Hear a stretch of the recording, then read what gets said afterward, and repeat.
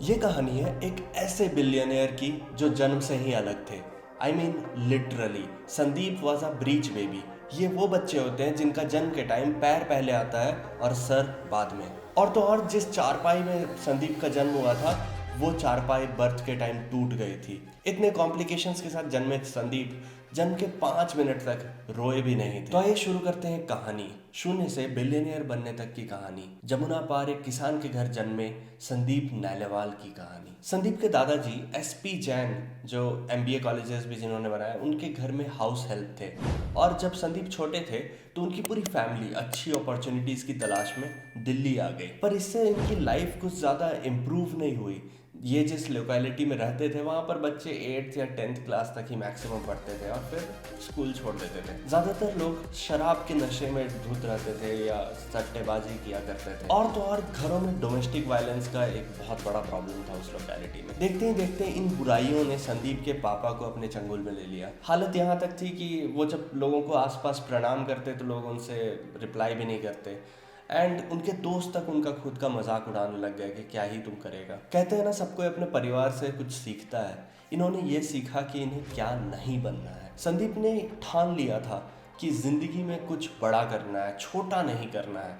पर कैसे? ये वो टाइम था जब मार्क जकरबर्ग को अर्ली सक्सेस मिला था एंड ये देख के संदीप ने ठान लिया कि उन्हें भी अपना फेसबुक बनाना है।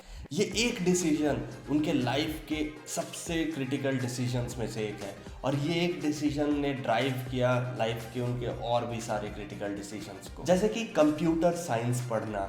इन्होंने आईआईटी का फर्स्ट अटेम्प्ट में वेट लिस्ट में आया था तो इनको काफ़ी सारे कोचिंग इंस्टीट्यूट से डिस्काउंट्स के ऑफर आए। अब इनके पास एक ऑप्शन था कि आईआईटीज़ के लिए 1 साल रुक के तैयारी करें या फिर आज ही किसी कंप्यूटर साइंस कॉलेज में एडमिशन ले लें। लेकिन फेसबुक बनाने के लिए स्किल्स चाहिए था। स्किल्स के लिए कोई सा भी computer science college would work and इन्हें एक अच्छे कॉलेज में, महाराजा अग्रसेन कॉलेज में एडमिशन मिल जाता है इन कंप्यूटर साइंस। इन्हें इंडियन एजुकेशन सिस्टम से काफ़ी ज़्यादा सपोर्ट मिला, चाहे हम कुछ भी बोल लें, लेकिन जो हमारा लोन का सिस्टम है, संदीप उस लोन के सिस्टम के कारण पढ़ पाए। कॉलेज के बाद एमबीए किया और उसके बाद इनको डेलॉयट में नौकरी मिल गई। पर डेलॉयट में रह के संदीप को कहीं तो ऐसा लगा कि शायद जो ये करना चाहते हैं वो ये कर नहीं पाएंगे यहाँ रह के। सो उन्होंने वो जॉब छोड़ दी और हेड ऑफ ई कॉमर्स बन गए वेलस्पन ग्रुप के। सिर्फ 1 साल में संदीप को ये पता चल गया कि वो बिजनेस में काफ़ी अच्छे हैं और अब तक तो ये पैसे भी ठीक ठाक कमा रहे थे। और एज के साथ साथ आई रिस्पॉन्सिबिलिटीज। शादी का सोचा तो दिमाग में सिर्फ ख्याल आया कि पहले घर तो बनाना पड़ेगा अगर शादी करना है।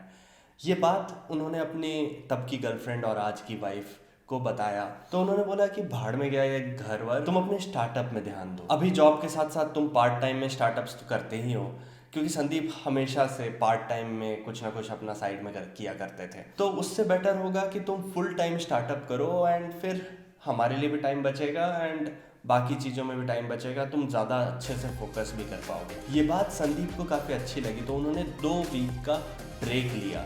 उस ब्रेक के बाद उन्होंने डिसाइड किया कि वो जॉब छोड़ रहे हैं। जॉब छोड़ के थोड़ी सी एंजल इन्वेस्टमेंट्स उठाई और उन्होंने अपनी कंपनी स्टार्ट की, स्कोप वीवर। काफ़ी डरा देने वाला डिसीजन था।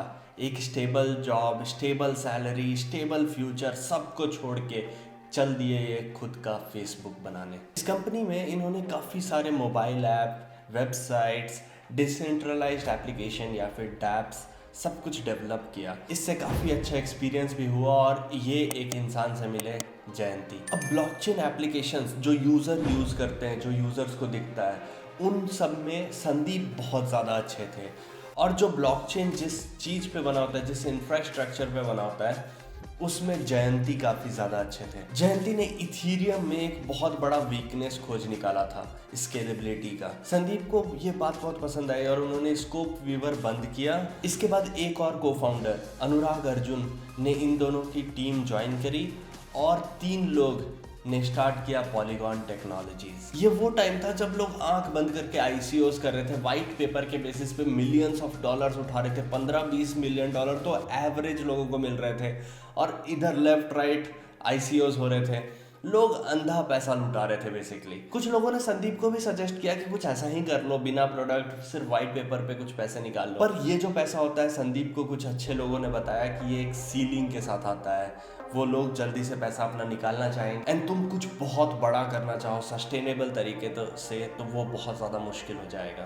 पर इतना अच्छा पैसा छोड़ के कम पैसे उठाने का रिस्क लेना, मतलब ये रिस्क बहुत ज़्यादा डरावना हो सकता है कि उनकी कंपनी पूरी बंद हो जाए।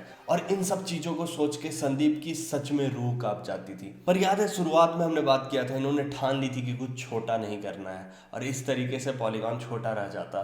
तो उन्होंने डिसाइड किया कि चाहे कितना भी लंबा समय हो, हम एक बड़ा प्रोडक्ट बनाएंगे। भले ग्रोथ स्लो हो, बट जो प्रोडक्ट बनेगा वो एंडलेस पॉसिबिलिटीज होंगे उसमें। और प्रोडक्ट को सस्टेनेबल रखने के लिए इन्होंने डिसाइड किया कि जब तक प्रोडक्ट नहीं है, सिर्फ पेपर के बदौलत पैसे नहीं उठाए। प्रोडक्ट बना एंड इन्होंने बाइनेंस को $5 मिलियन का टोकन सेल किया। फिर आया 2018 का bear market. Although Silicon Valley में तो लोग पैसे स्टिल उठा रहे थे, जिन्होंने आईवी लीग से पढ़ाई करी थी या जो भी इंटरनेशनल कॉलेजेस, पर इंडियंस के लिए इस टाइम काफ़ी ज़्यादा मुश्किल हो रहा था वेब3 में। संदीप की माने तो लोग उस टाइम इंडियंस को कोई वैल्यू नहीं देते थे वेब3 में। उन्हें लगता था कि इंडियंस क्या इंफ्रास्ट्रक्चर बनाएंगे। हालत इतनी बुरी थी कि लोग इंडियन फाउंडर्स को पजीत कहा करते थे। ये एक मीम से ओरिजिनेट होता है। वो मीम कुछ ओपन डेफिकेशन से रिलेटेड इंडिया को बदनाम करते हुए था।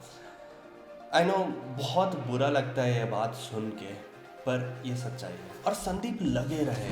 उन्होंने एक इतना अच्छा प्रोडक्ट बनाया जो इंटरनेशनली सारी वेब3 कम्युनिटीज़ ने सराहा, सब ने प्रेज किया और ये अभी one of the best Web3 technologies बन गया है। बट थोड़ा सा पीछे स्टोरी को कंटिन्यू करते हैं। फिर धीरे धीरे चीज़ें भी थोड़ी ठीक होने लगी। 2020 में इन्होंने सीरीज ए रेज किया, बीच बीच में काफ़ी सारे टोकन सेल्स भी हुए। 2021 में जाके ये एक सर्बिया के इंजीनियर से मिले, मिहाइलो जेलिक, हो सकता है माफ़ कीजिएगा अगर प्रोनाउंसिएशन गलत हो रहा है। इन्होंने बाद में जाके पॉलीगॉन को एज अ को फाउंडर भी ज्वाइन किया। इसी साल पॉलीगॉन ने एक फेमस बिलियनियर मार्क क्यूबन से पैसे रेज किए एंड 2022 के स्टार्टिंग में जाके $450 मिलियन रेज किए। ये कंपनी बन चुकी थी $15 बिलियन की। 2021 में जहां सिर्फ 400 प्रोजेक्ट्स पॉलीगॉन पे बिल्ड कर रहे थे, आज ये नंबर 40,000 से भी ज़्यादा है, 100x इंक्रीज। और ये प्रोजेक्ट सिर्फ अर्ली स्टेज स्टार्टअप्स नहीं है। स्टारबक्स, मेटा, फ्लिपकार्ट, ऐसे बड़े ब्रांड्स भी पॉलीगॉन को फर्स्ट प्रेफरेंस देते हैं यूज़ करने के लिए। बिलियनियर बनने के बाद संदीप ने अपने दोस्तों के व्हाट्सएप ग्रुप पे भी मैसेज किया कि भाई बन गया, अब उड़ा लो मजाक। लगता नहीं किसी ने मजाक उड़ाया था, क्योंकि बड़े आदमी जो बन गए थे संदीप। पर ये इनके परेशानियों का अंत नहीं था। इनके चाइल्डहुड में जितनी परेशानियां इन्होंने झेलनी पड़ी, उनके कारण उनको मेंटली काफ़ी सारा प्रेशर बिल्डअप हो गया था। इनफैक्ट लास्ट 6 महीने तक भी इन्होंने स्ट्रेस की दवाइयाँ खाई हैं एंड काफ़ी ज़्यादा मेंटली परेशान थे, अनटिल इनका एक बेबी हुआ। खुशियाँ वापस आई, लोगों को हेल्प करके, वापस फैमिली के साथ टाइम स्पेंड करके, थोड़ा रिलैक्स करके। कोविड के टाइम इन्होंने मिलियंस, $475 मिलियन इंडिया को डोनेट किया कोविड रिलीफ में। ऐसे काफ़ी सारे फिलैंथ्रोपिक काम करते रहते हैं। जब एक टाइम पे ये खुद की शादी के लिए परेशान थे, आज ये दूसरों की शादी में डोनेट करते हैं, दूसरे की शादियों में हेल्प करते हैं, जो भी आसपास के लोग हैं। इनके बनाए पॉलीगॉन के कारण हम इंडियंस को भी काफ़ी ज़्यादा रिस्पेक्ट मिला है। इनफैक्ट एक टाइम ऐसा था जब वेब3 में कोई भी इंडियन कुछ भी कंपनी बना रहा हो, उसे फंडिंग मिलनी तो पक्की थी।